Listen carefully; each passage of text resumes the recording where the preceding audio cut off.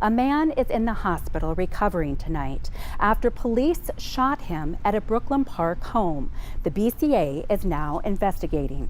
It comes as officers say they were responding to a medical call for an infant. Heidi Wigdal has been covering this story all day and joins us now with the latest. Heidi?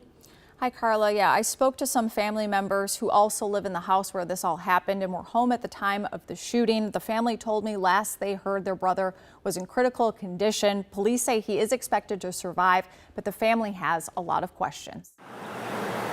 Just before 4 a.m. Sunday, the Brooklyn Park Police Department says officers were called to a home on the 8700 block of Queens Gardens North on a report of a baby not breathing. Officers found the 7-month-old in critical condition. The baby was taken to the hospital, where he died. The baby's aunt told KARE 11 her brother found his son not breathing, lying in a puddle of milk. She says he went to her for help. She attempted CPR until officers arrived about 8 to 10 minutes later. While officers stayed at the house to investigate the circumstances of the child's death, Brooklyn Park PD says around 4:40 a.m., officers on the scene encountered a man with a gun.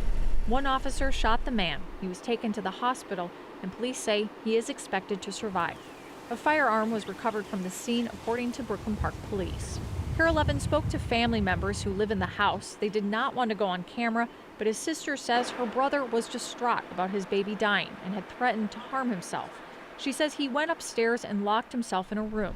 Another man who lives in the house, named Jordan, says he was worried for him and broke through the door. Jordan says he begged the officer not to shoot, but that the officer fired 3 to 5 shots. He says at the time there were 8 kids downstairs. Police have not released details about what led up to the shooting, but the Minnesota Bureau of Criminal Apprehension is now in charge of the investigation. Meanwhile, the Hennepin County Sheriff's Office is looking into the death of the baby.